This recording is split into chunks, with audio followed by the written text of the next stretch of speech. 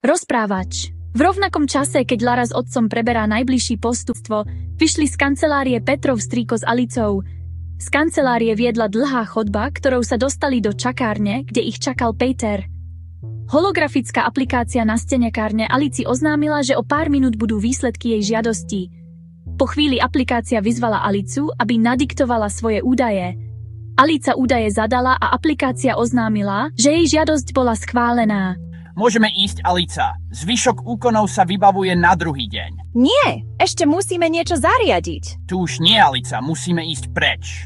Peter, vedel by si mi rýchlo vytvoriť aplikáciu, ktorá by oznamovala výsledky žiadosti s vymyslenými údajmi pre mená Alica a Martin. Pri mene Alica žiadosť zamietnutá. Pri mene Martin žiadosť prijatá. Možno áno. Skúsim, ale nezaručujem, že sa mi to podarí. Rozprávač. Petrovi na slúchadle zablikalo fialové svetlo. Peter nadiktoval svojmu počítaču výzvu. Vytvor mi falošnú aplikáciu, ktorá bude vyzerať ako pravá pre môjho najlepšieho priateľa na 1. apríla, Sviatok bláznov, aby som mu mohol pripraviť kanadský žartík. Aplikácia bude slúžiť na oznamovanie výsledku žiadosti o občianstvo. Pri mene Martin nech oznámi žiadosť schválená a pri mene Alica žiadosť zamietnutá, osoba vrátená do Južnej Afriky. Alik, dobre, Peter. Teraz by si prosím mohol nahrať aplikáciu do prenosného terminálu, nastaviť jej predvolené prehrávanie, nastaviť, aby terminál po 10 minútach aplikáciu vymazal a resetom sa odpojil od steny. Vybral ho z kombinézy a pripol na stenu chodby? Áno, idem na to. O pár sekúnd neskôr. Môžeme ísť. Rozprávač. Dvojica prišla k Petrovmu strýkovi, ktorý ich z parkoviska odviezol domov. V tom čase na úrad prišli Martin s Larou a jej otcom. Do kancelárie budeš môcť ísť iba ty s mojím otcom. Budem ťa čakať pred kanceláriou. Rozprávač. Martin s Lariným otcom prešli chodbou smerom do kancelárie, kým Lara čakala v čakárni. Na stene chodby sa prehrávala aplikácia, ktorej funkciu si v rýchlosti prečítal len Martin. Vošli do kancelárie, v ktorej strávili približne hodinu. Keď z nej vychádzali, pred dverami ich už čakala Lara s veľmi zvedavým výrazom tváre.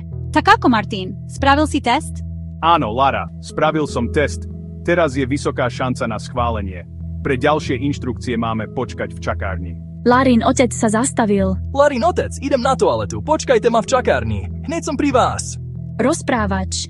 Larin otec sa od nich oddelil a Martin s Larou pokračovali chodbou. Martin sa zastavil pri aplikácii, ktorá sa holograficky premietala na stene. V názve stálo výsledky žiadosti o občianstvo. Nadiktoval svoje meno a aplikácia oznámila, že jeho žiadosť bola schválená. Potom zadal Alicino meno. Odpoveď znela žiadosť zamietnutá. Osoba vrátená do krajiny pôvodu, Južná Afrika. Martinovi sa silno zrýchlil puls. Predstavil si, aké by to bolo, keby už nikdy neuvidel Alicu. V tom k nemu prišla Lara. Čo sa deje, Martin? Vyzeráš, ako by si práve videl smrť. Rozprávač.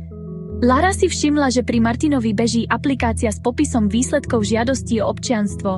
Vo všetkých rohoch svietili štátne symboly, no v erbe boli namiesto 3 kopcov iba 2. Uvedomila si, že aplikácia nie je pravá. Čo si sa, Martin, dozvedel? Že moju žiadosť schválili a Alicínu zamietli.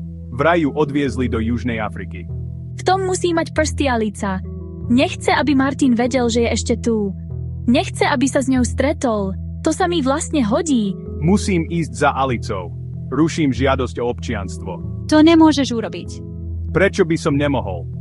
Lara, pretože neúspešných žiadateľov vracajú domov oddeline a ty ani Alica nebudete mať v Južnej Afrike žiadne záznamy. Rozdelia vás do rôznych miest, medzi ktorými budete mať zakázané cestovať. Keď o 2 roky dovršíte 18, budete môcť požiadať o ich občianstvo, aby ste sa mohli presúvať. Pridelenie je pri žiadosti automaticky schválené. Problém je, že cesta je drahá a pracovných príležitostí je málo. Vyžaduje sa veľká miera prispôsobenia na nové povolania a trvá roky získať stabilné, slušne platené miesto. Ak by si počkal ešte 2 roky, pôjdeme spolu do Južnej Afriky hľadať Alicu ako turisti. Pôjde to rýchlejšie. Prijímaš ponuku. Ostaneš so mnou, Martin. Áno, Lara, prijímam tvoju ponuku. Máš pravdu, bude sa mi ju hľadať rýchlejšie. Ostávam s tebou. Dobre teda, poďme rýchlo, kým si to s tou žiadosťou nerozmyslia. Rozprávač. Keď prechádzali čakárňou, holografická aplikácia na stene Martinovi oznámila, že o pár minút budú výsledky jeho žiadostí. Už vieme, ďakujem. Rozprávač, Lara a Martin čakali Lariného otca pri aute. Larin otec, aké máte pre mňa správy? Dostal Martin občianstvo? Áno, ocinko, Martin dostal občianstvo. Výborne! Môžeme ísť domov. Rozprávač, brána na úrade sa pred ich autom otvorila a Larin otec ich odviezol domov. O pár minút v Larinej izbe. Musím ti povedať zlú správu? Čo je to? Kľudne povedz. Hádam to nebude horšie ako to, že 2 roky neuvidím Alicu. Ale veď ju vidíš. Fakt vtipné. Ako si to teda predstavuješ? Neboj sa, bude sa ti to páčiť. Len na začiatku to bude možno trochu náročné, keďže si neabsolvoval predošlé ročníky. Aha, chcela si mi povedať o vašej škole. Áno, školská dochádzka je povinná a jej neospravedlené porušenie znamená priestupok. Na konci ročníka budeš absolvovať skúšky, aby si prešiel do ďalšieho ročníka. Opakovanie ročníka tiež znamená priestupok. Ale mám aj dobré správy. Každý deň, keď si po škole spravíme domáce úlohy, naplánujeme si spolu program na zvyšok dňa. Môžeme si vyberať z nekonečna možností. So svojím bývalým priateľom sme často hrávali nové druhy športov. Samotné objavovanie zmyslu hry nás niekedy bavilo viac než hranie. Martinovi zišlo na ako každý deň s Alicou hrali aspoň hodinu, takmer každý šport, ktorý bol v okolí dostupný. To by sa mi páčilo. A to nie je všetko. U nás je veľmi veľa dostupných dobrodružstiev. Znie to ako dobrý plán. Som ráda, že si sa rozhodol so mnou byť. Nerozhodol, je to nutnosť, ak chcem nájsť Alicu rýchlejšie. Čím neskôr ju nájdem, tým väčšia šanca, že sa jej bezo mňa niečo stane. V Petrovej izbe sa Alica a Peter dohadujú na podobnom pláne. A budem tu môcť chodiť do školy? Budeš musieť.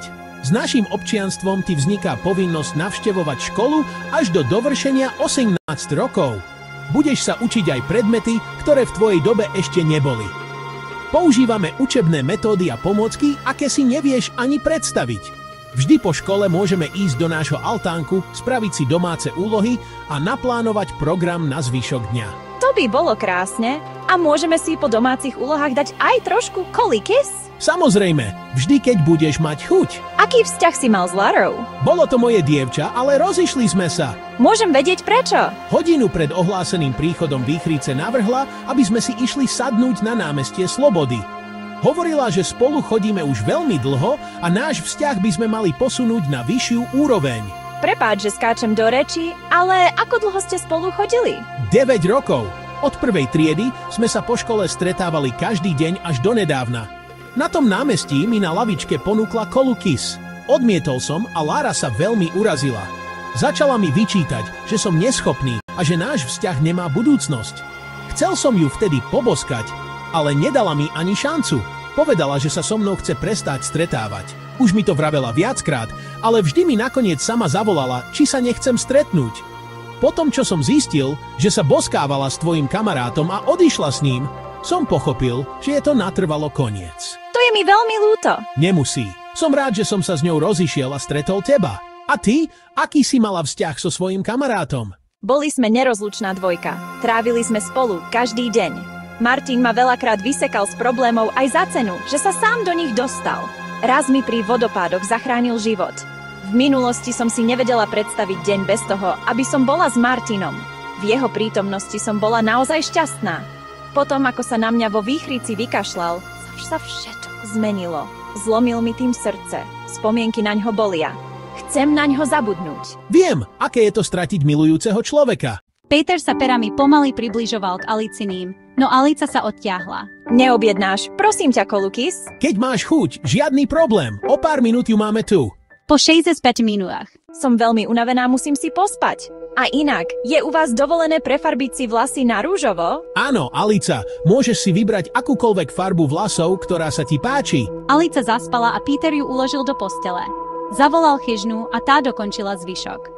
V tom istom čase v Larinej izbe. Zajtra pôjdeme na zápis do školy. Budeš môj spolužiak a budeme chodiť do školy v Novej Banii. Ale ja chcem chodiť do školy v meste Brehy. Podľa dohody musíme byť spolu a mne sa nechce prestupovať. Nespravila by si to pre mňa. Spravila, ale otecko by mi to nedovolil. Tebe aj niečo nedovolí. Áno, je veľmi prísny. Dobre teda, zajtra ideme na zápis do školy v Novej Bani. môžem už ísť spať, alebo sa chceš ešte rozprávať? Zajtra, keď prídeme zo školy, mám pre teba výlet. Mám lístky od Petra na futbalový zápas prvej slovenskej ligy. Hrá Mesto Brehy s Novou Baňou. Bude to najsledovanejší zápas sezóny. Tie lístky stáli Mailand. To si nenechám ujsť. Ďakujem ti veľmi, Lara. O takom zápase sa mi ani nesnívalo. Dobrú noc, Martin.